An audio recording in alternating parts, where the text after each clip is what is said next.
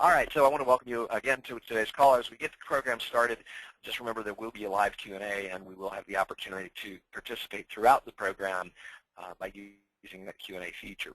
Our speaker for today is Mr. Earl McLean, executive coach with Maximum Acceleration. He's been with us about 4.5 years, one of our star coaches that works a lot with our corporate accounts in the Minneapolis area.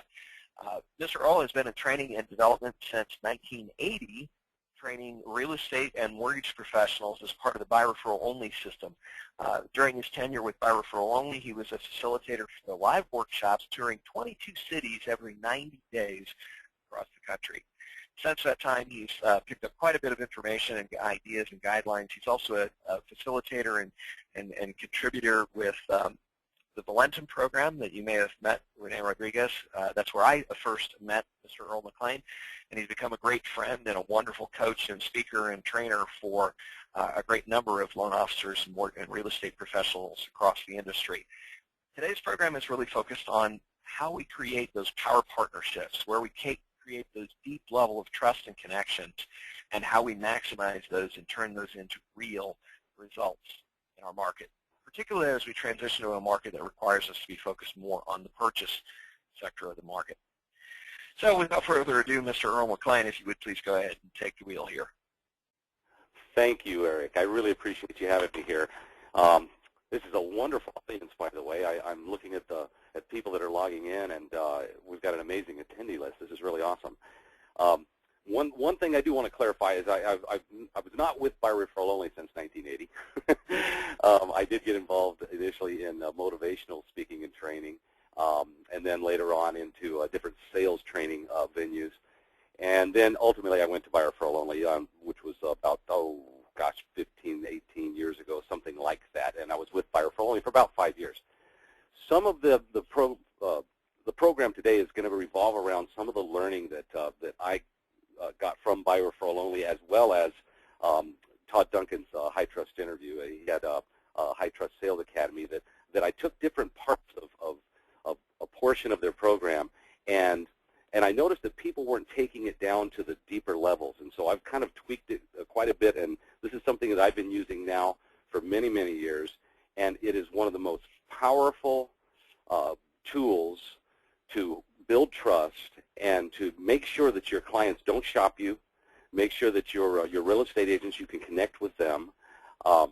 And just if you do this process well, and I'll explain why it works as we go along, but if you do this process well, you will be amazed at the results that you get in building trust and locking in your clients to do business with you. Okay. Let's see. I'm not advancing slide. There we go. Okay. The process that we're going to be talking about today is called the Ultimate Interview. The Ultimate Interview is something that, like I said, will help you uncover these drivers, uncover the reasons why people are really looking to do a mortgage. There's a need there, but with that need also come many fears, and we'll talk about how those fears play out in this high trust process. High trust is high touch, so what I want you to truly understand about this is this process helps you build relationship. Today in the market, benefits and features are great. It's not the way that we sell now. Most selling is done through relationships.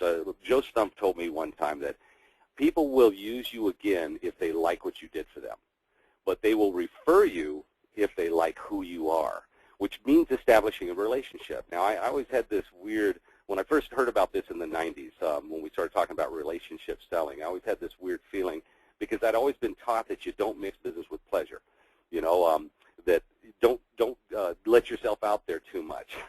But the honest truth is that today people want to know that, number one, you're listening to them, that you understand their needs, they're being heard, and they want to be able to trust you.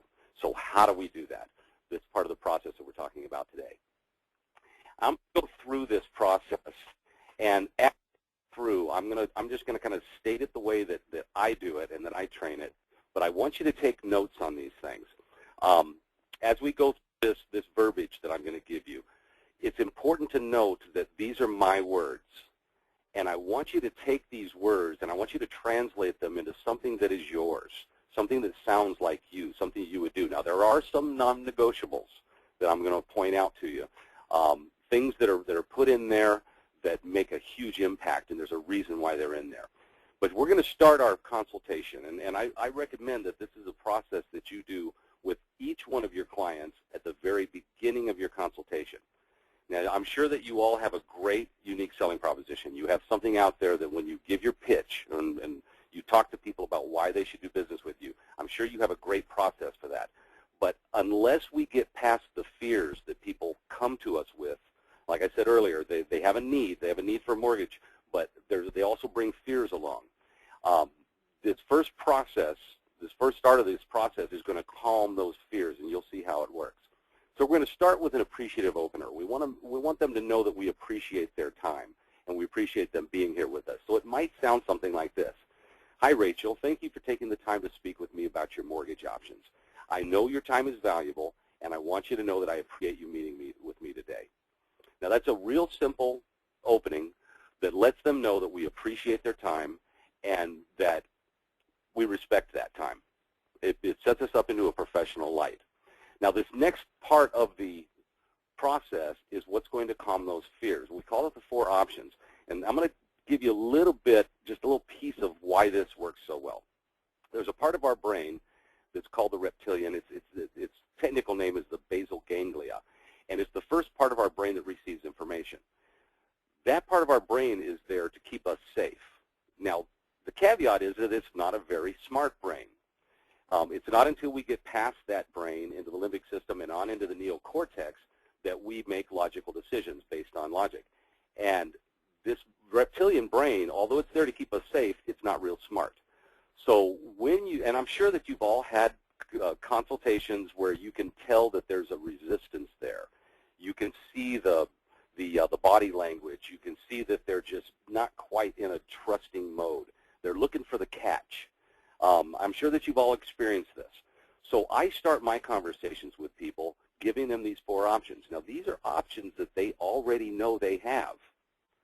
That's important to note. Did somebody, oh, okay, I'm sorry. I had somebody click on the line. I thought my phone had hung up. I'm still on, right, Eric? I'm still here?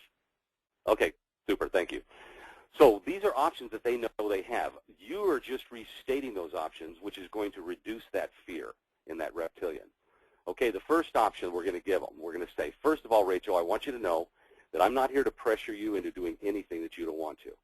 At the end of our meeting today, you're going to have 4 options. The first one is you may decide to do nothing at all. You may decide that right now is just not a right time for you to get a mortgage. And I want you to know that that's perfectly all right with me. The second option that you're going to have is you may decide that you want to do this on your own.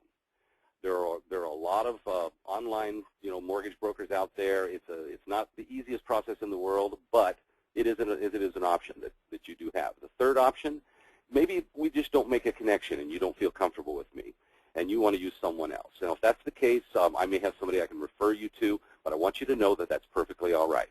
And the fourth option is, and I hope that this is the option, that we do find a connection and you decide that you can work with me. Fair enough? Now, let me go over these just a little bit, and let me explain what they do. To allow someone to do nothing at all reduces those fears, to do it on their own, to use someone else. Now they're no longer looking for the catch.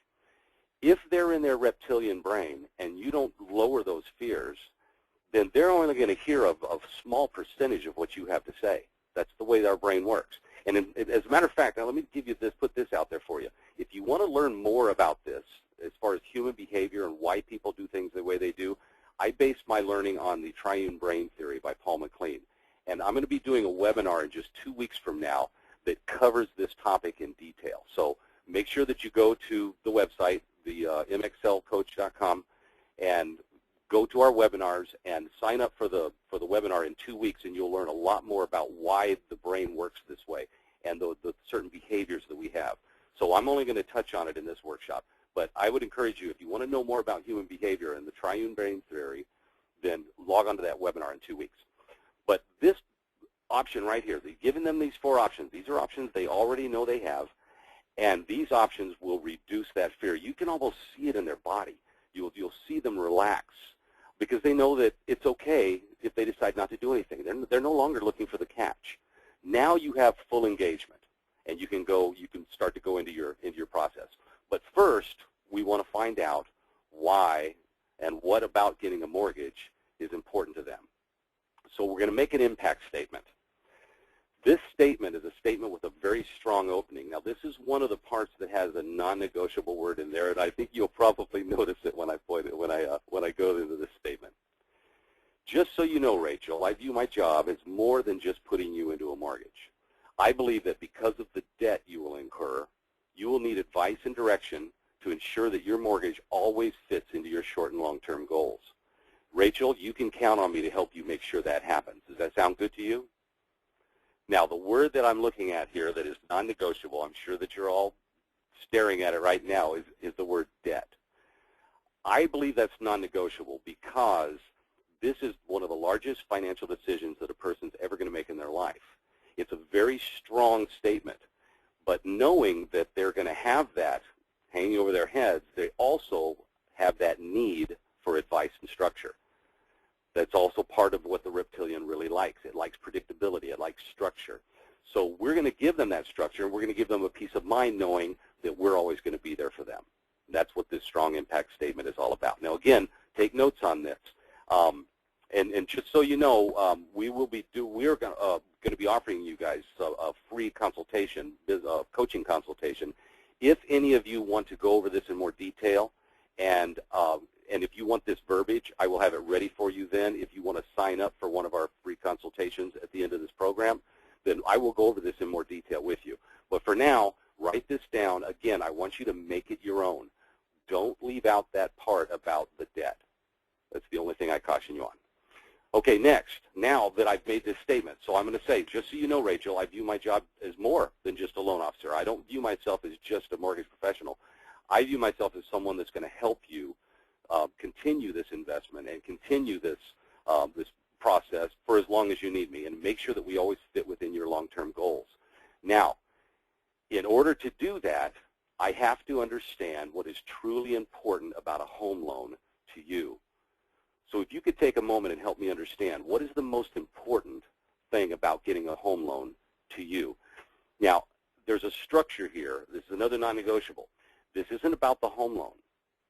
This is about the core values that Rachel has around getting a home loan. That's why the to you is after a brief pause, after home loan. I'm not going to ask her, now in order to do that, I have to understand what is truly important to you about getting a home loan, because that puts the emphasis on the loan. So I'm going to ask her, in order to do that, I have to understand what is truly important about a home loan to you. Brief pause. So if you could take a moment and help me understand what is most important about getting a home loan to you. Now, this is where the fun starts. This is where you pull out a sheet of paper, you draw a line right down the middle of the sheet of paper, and you're going to take notes on the left-hand side of this paper. Now, here's where I realized that most people that try this process aren't as successful as they should be with using it, because they're not getting down to the core values.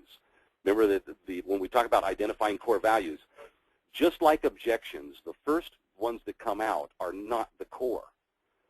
They're not the core values. What we're seeking to do is to drill down deep and identify those core values. I'm going to show you an example of how this might look in just a second. But first, I want you to understand that a lot of people, because they've never been asked this question before, they may not know how to respond. They may hem and haw and say, oh, gee, I don't really understand what you're saying. In that situation, now, again, some people may just jump right in and say, well, you know, I think rate is real important. I think, you know, the closing on time is going to help me. You know, that's going to help me feel better about this. They may come up with all these surface responses. Those aren't the true responses, but I still want you to write them all down on the left-hand side of the paper, and I'm going to give you some tips on that as well. Now, if in fact someone can't relate to what I'm asking them, and they have a problem with that, and they say, well, yeah, I really don't understand what you mean, then I'm going to pull out what I call my magic wand. My magic wand is simply a statement that says, okay, let me do it like this, Rachel. If I was to give you a magic wand, and you were to wave the wand, and it takes us 90 days into the future. And it is now March 15th, 2013. Now, if you're closing loans quicker than 90 days, that's fine. Plug that in, 60 days into the future, 30 days into the future. But you want to take them through the process. Okay, if they're looking for a home now, you may say, we're 6 months from now, okay? And it is now, state the date, and everything went perfectly with your loan. So looking back on the future, what did that process look like? What happened to make it a perfect process with your home loan?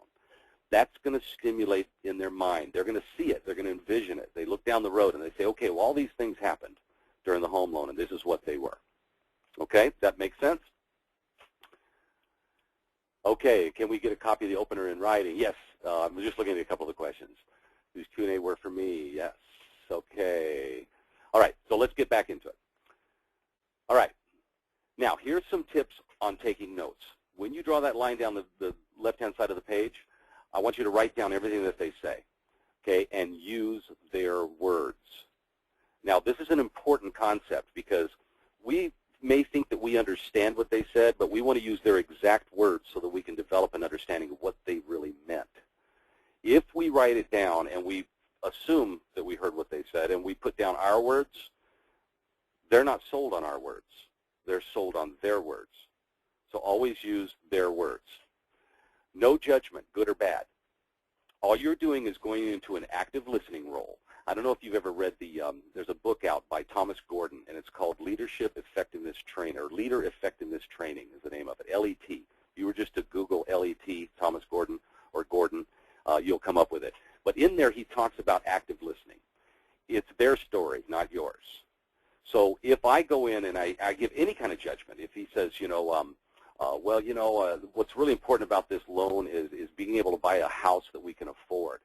If we come back and we say, oh, yeah, that's great because, I had a sister that, went into a home and, she just couldn't afford it. And, really it was the worst decision she ever made. And so, yeah, I understand.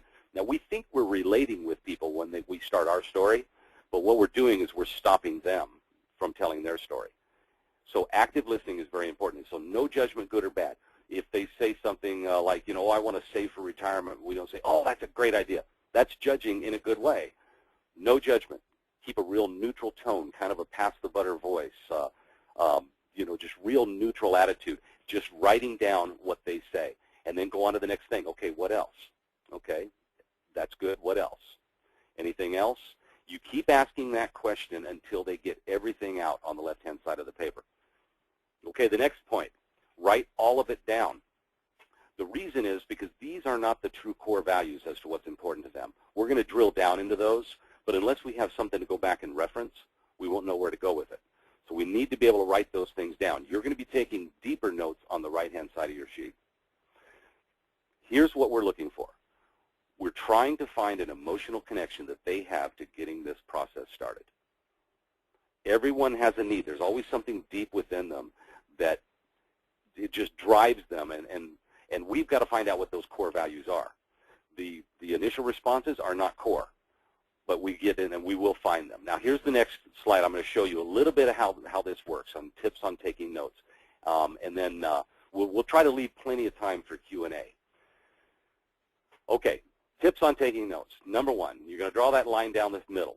Let's say that one of the things that their responses are is, I want to make sure that I close on time. Okay, we're going to write that down. Say, okay, Rachel, what else? Okay, well, I want to feel like I'm treated fairly. It's important to me to make sure that I get that I'm treated fairly, and I want to feel like that. And say, okay, super. What else? Well, I want to be kept informed by my loan officer. I think that's important to me. Okay. Now, the list may go on and on. I've often listed anywhere from 6 to 10 items. And after you do this, once you start mastering this process, you're going to find that there's certain things that you can find an emotional connection on. And that's what you're looking for, right? So now, once they've gotten all of their initial responses out, and I've written all of it down, I want to go back using their words, and I want to say, okay, Rachel, you said you wanted to close on time. Can you tell me more about that? That might be one of your questions. Another one might be, what about that is important to you? Now, I will caution you, never use a why question when you're asking them what's important to them. A why question raises the defensive. Let me see if you can hear it in my response. Okay, Rachel, I see that you want to close on time. So why is closing on time important to you? It like gives me this defensive mechanism. What do you mean why? It's just important to me. That's why, it is. But if I ask it a little bit different way, Rachel, what about closing on time is important to you? Now I'm asking the what questions. I'm asking what about that is important to you. I'm asking, can you tell me more about that? Just to be clear in my own mind, can you elaborate just a bit?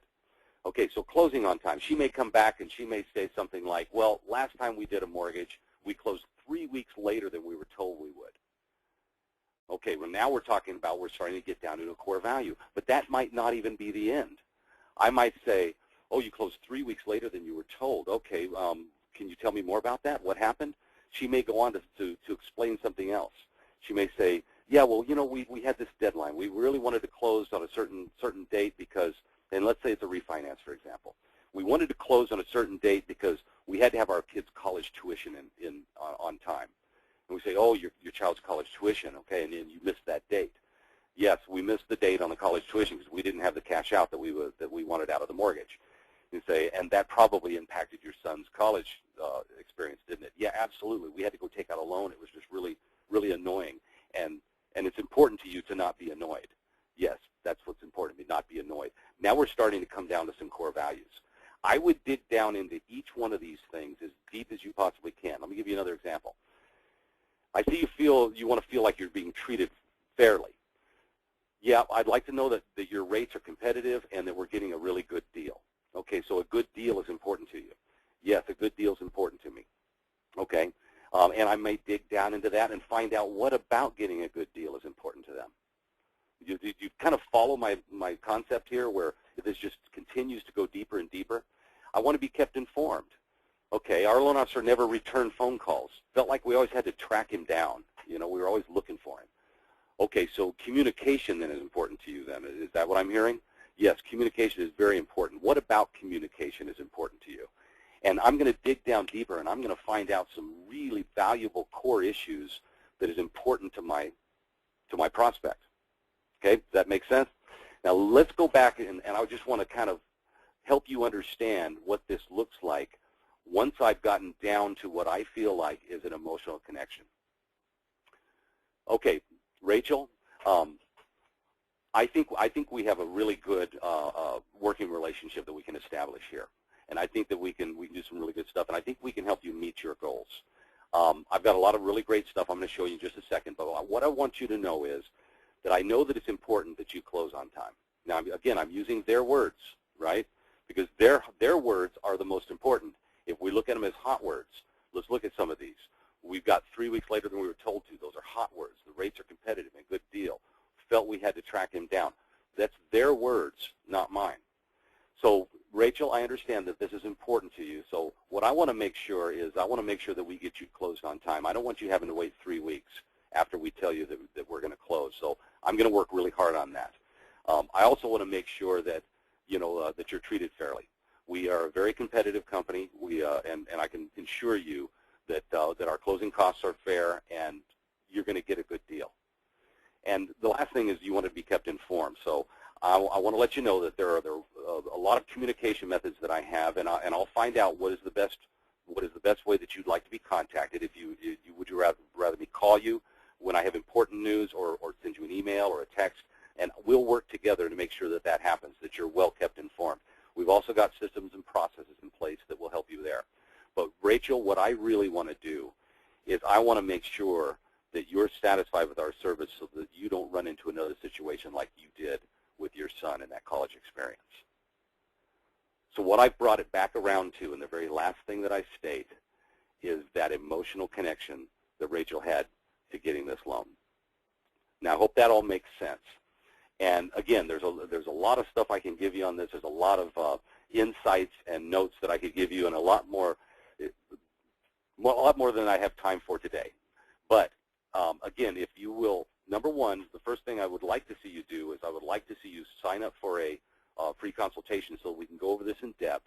The next thing is to make sure that you log on. Even if you don't sign up for a consultation, make sure that you log on in 2 weeks and watch that seminar on the brain, because the triune brain theory explains a lot of why these things happen, making the emotion, helping a person feel safe, making the emotional connection so that we can get to the limbic system, which is our brain, our logical brain functioning that helps us make decisions. Because let's face it, I know that you want to do what's right for your clients. I know that, because if you weren't that type of a person, you probably wouldn't be in the industry right now, because the industry has weeded itself out of a lot of people that were just in it for the money. So I know that you want to do what's right for your clients. In order to get them to that place, we have to build relationship. We have to set and find those emotional connections to what a person is really looking to do. And this will also help you down the road. Say you run into a complication with your process.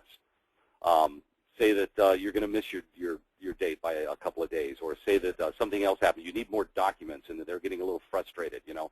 But you keep on calling me and asking me for more documents. I understand that, Rachel. I apologize. It's just the way it's the nature of the beast right now. This is the way the industry works. However, if we're going to help get your kid to that college, then I want to make sure that, you know, we get this done. You can bring this back into the conversation down the road, and it connects with their core values, their words, because you don't have to sell them on their words.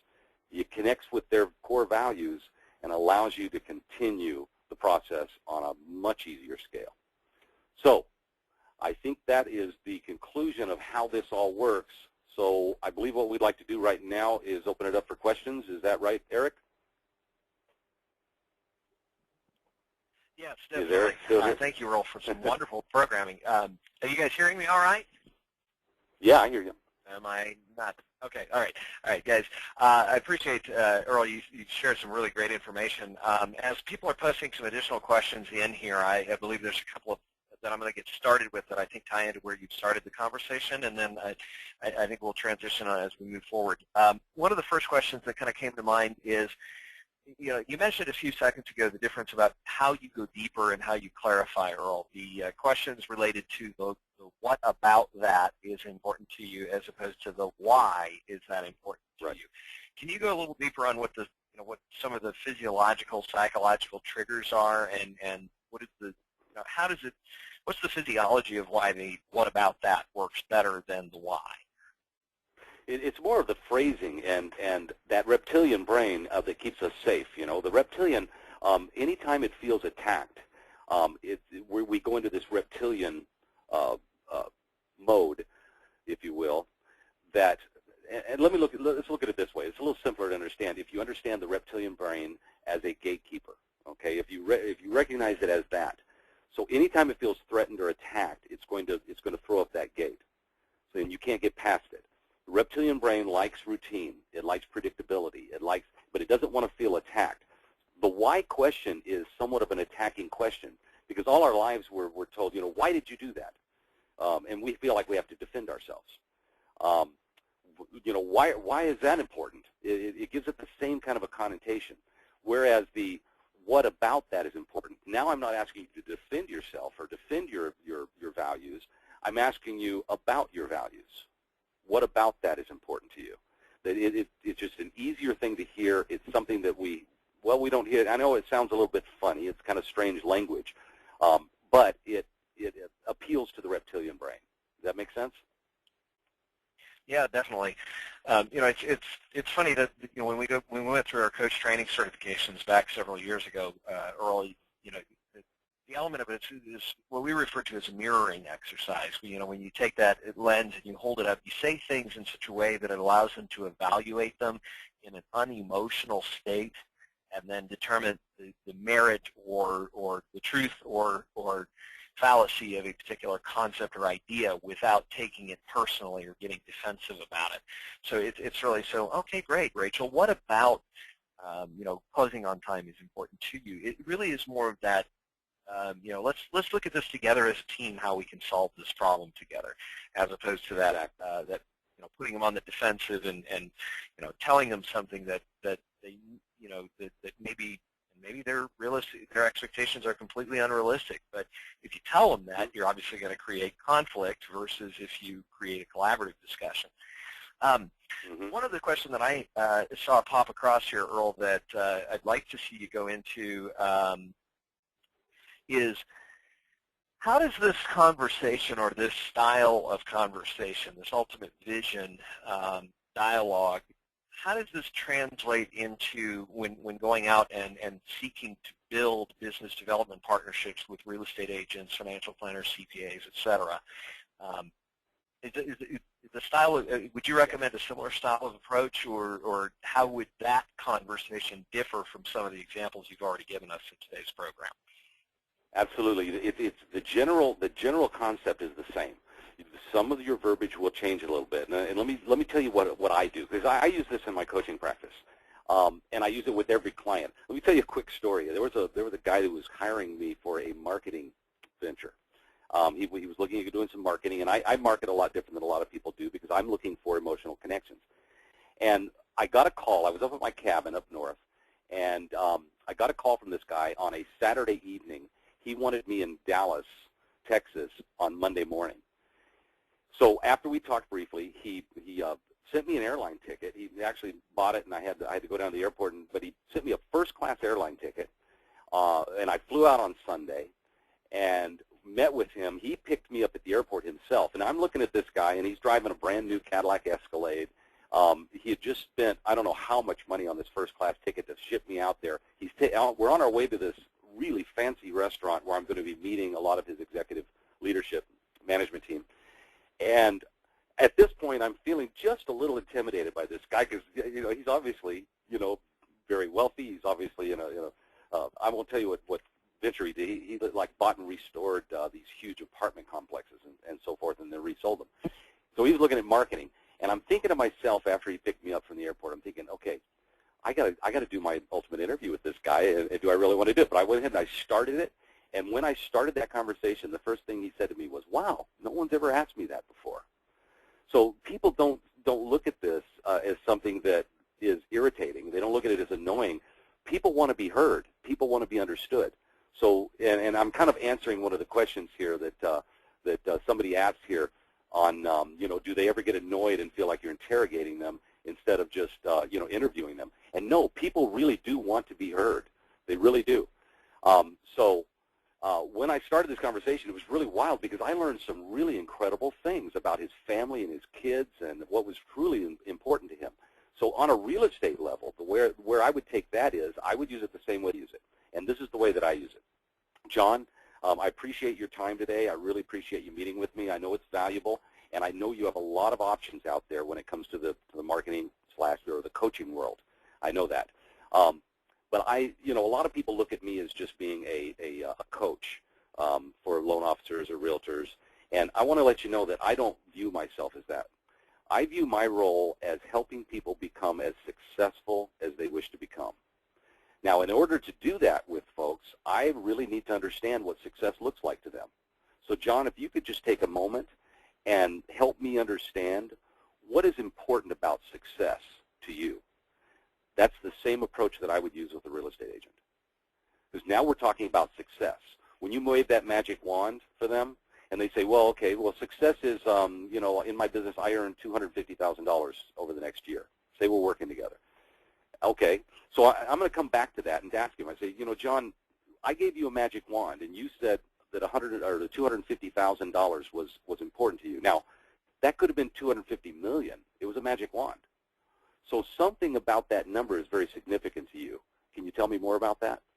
Now he's going to start going into it. There was one lady that I actually worked with, and I talked to her for some time, and she said, well, that amount of money, and hers was a much smaller number. Hers was $100,000 a year or something like that. And she said, that amount of money would help me pay off my debt and do some of the things I want to do. I said, so paying off your debt is important to you? She said, yeah. And I said, and doing things that you want to do, can you tell me more about that? She goes, yeah. She goes, I want to make sure that my kids have college funds. I want to make sure that, and she listed a number of things. And I said, what else? And when we finally talked it down to several different levels, we probably went down 5 or 6 levels on this one issue, the one money goal that she had. When we finally got down to the bottom of it, you know what she said to me? She goes, Earl, she goes, this would allow me to take my family to Hawaii. I've been promising them that I'm going to take them to Hawaii for years, and I've never been able to do it. So when I did my wrap-up with this lady, and I'll just say her name was Joan for now. When I did my wrap-up with her, her, it sounded something like this. Okay, Joan, I see that you have some very realistic goals, and I think I can help you get to each one of these goals over the next year. I think we can get where you want to go. We can help you reduce your debt by, paying off your bills. We can help you get that $100,000. But Joan, what I really want to help you do is I want to help you get your family to Hawaii.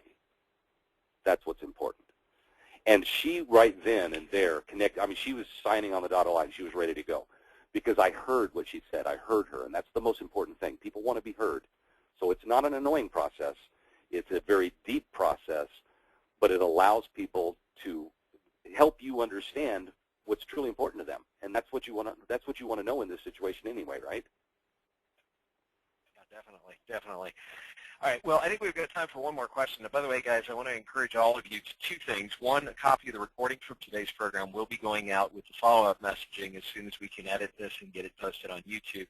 Secondly is many of you have been asking for copies of the scripting or some of the talking points that Earl has been sharing with you in today's program. And Earl, you mentioned earlier that you'd be okay with us providing a copy of the slides to the audience. So that will also go out with the follow-up messaging in today's program.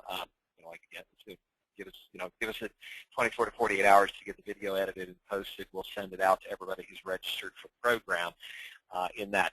In addition to that, I want you all to know that your questions will be addressed via the Q&A. That we will be, following up on direct questions.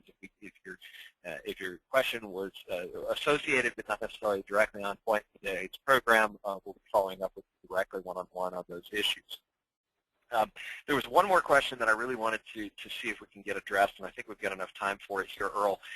The question said, how can I get these principles through to a prospective client when we're just at that initial stage, the cold calling stage? This is our first initial point of contact with the potential client, prospect. What tips or ideas or suggestions might you have for that particular section? Okay, first of all, understand that there's a process to everything, and there's a process also to making money. And there's a thing that we call the 6 money-making activities. Many of you who are familiar with Rene Rodriguez has probably seen this before. But the very first thing on that 6 money-making activities is prospecting, okay? And that would be your cold calling. Your only your only initiative to getting making cold calls is getting an appointment. That's the only thing you're trying to do. So understanding that that's your commitment objective, I wouldn't go into this type of thing on a cold call, not on my very first call. I use this when I have an interested party that's come and I'm meeting with them and we're talking about doing business together. That's where I would use this, either with a realtor or with a prospective client. But on the phone, there's all kinds of other process that we have that will help you in your cold calling ventures.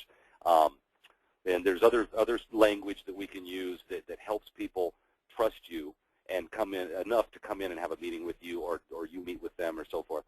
So I wouldn't necessarily use this on a cold call, but understanding how the brain works and understanding that in a cold call there are fears on the other end of that line, there are ways to calm those fears. And of course, we can talk about that probably in another workshop because that gets pretty involved. Definitely. Well, Earl, I'll address it. And I assume that that's how you answer that question anyway, which is why I kind of tricked you a little bit, but just to have a little fun between you and I. But I will tell you that a lot of it comes down to an overwhelming value proposition, and that is, like Earl mentioned, definitely a much more in-depth topic for another time. But we have as originators, as professionals, we understand some of what the needs, fears, and concerns of the potential clients are. So if we can connect with some of those deeper-seated fears and by making some assumptions, and then creating a value proposition that begins to soothe some of those and meet some of those basic needs, what Earl has talked about here is the whole idea of getting to that next level, getting that enough trust that they'll commit to an appointment with us, is about creating a strong value proposition. So we will definitely go into that in a more detailed program. Also, I might refer you back to the video of last week's program where actually, Rene Rodriguez, the gentleman that Earl mentioned, who's a very good friend of ours and a very good friend of Maximum Acceleration, actually in quite extensive detail went into that whole issue about your personal why and how that connects with creating an extremely strong value proposition. Introducing your story as a way of creating more commitment and engagement. Okay, so with that in mind, there was a couple of key things that I wanted to address here today. As you've heard Earl mention a couple of times throughout today's program, there is an opportunity to receive what we call a strategy session. This is a program that we do. It's a one-on-one program consultation with one of our coaches and you on a one-on-one basis. What we found over the years is that the number one way to help people understand what coaching really is and what it can really do for you in your business is to actually experience it. So we'll give you a 1-hour coaching session. We'll go real deep on one particular issue or topic that you want to get some specific help or guidance on, and along the way talk to you a little bit about the commitments on both sides between you and the coach and what that would look like if it's something that you want to pursue further. Of course, there's no cost or obligation for the session. It is just something we've found to be the most effective way of helping you understand the true value of what coaching can do for you in your business and allow you to make the best decision on if and when to move forward with it.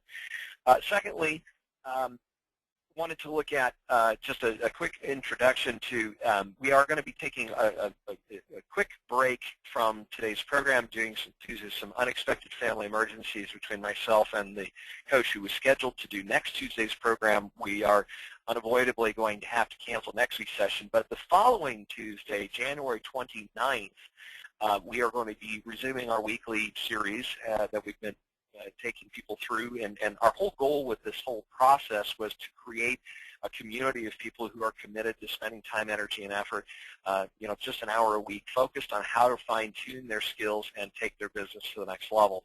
That's what this Maximum Performance webinar series is really all about. It was just something we as a team decided we wanted to do to take things to the next level. And as you've heard Earl mention in today's program a few times, on January 29th, Tuesday, same time, same station kind of a thing, we are going to be going through the first of a 3-part series on the triune brain theory and connecting through to human behavior based on those physiological mechanics of how people think, respond, and react to communication, interactions, and influence concepts.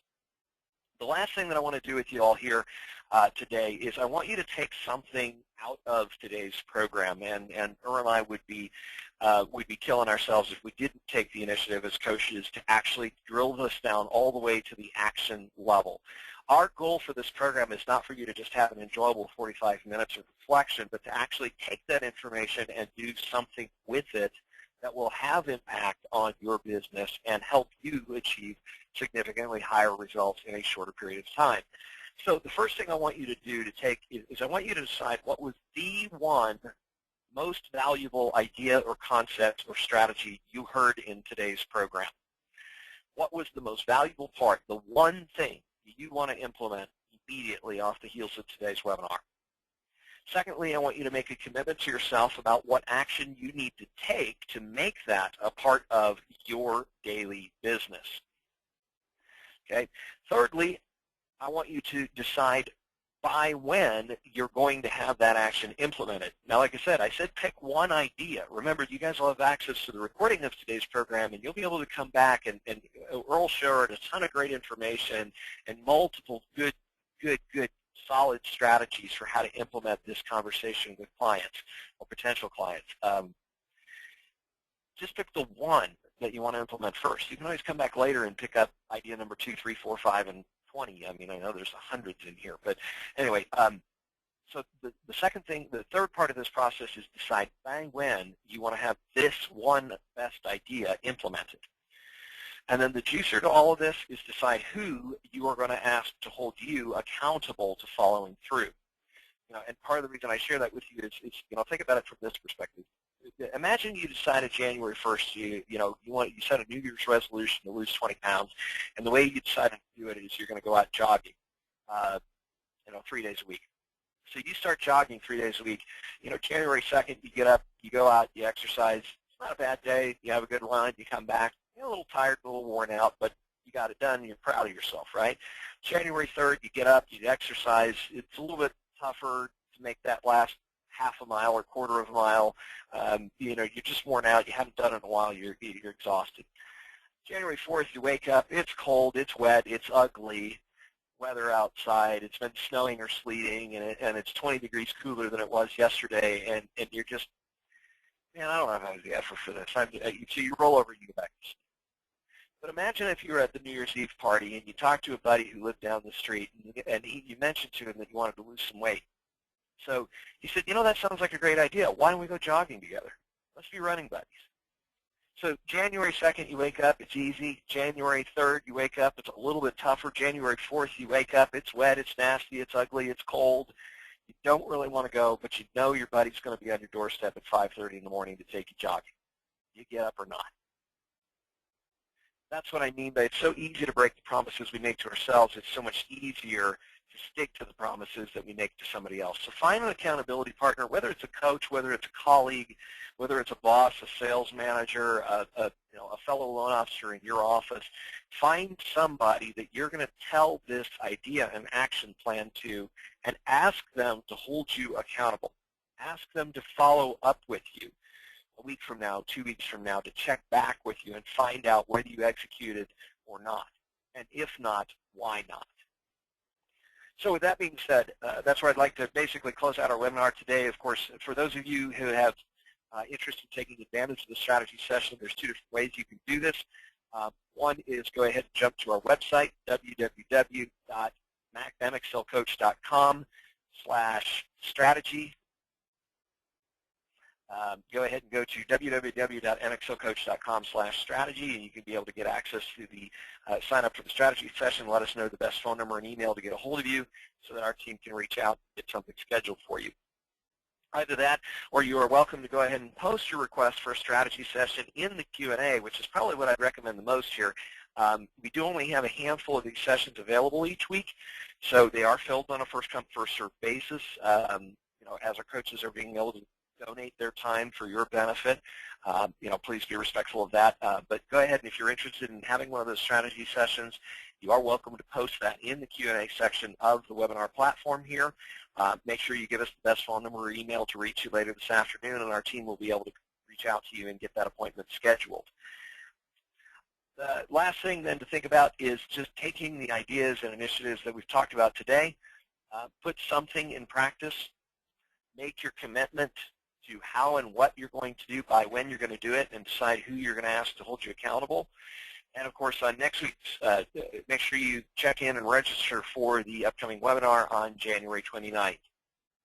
That being said, guys, I want to thank you all for taking the time. Hopefully you've got some great information and ideas out of today's program.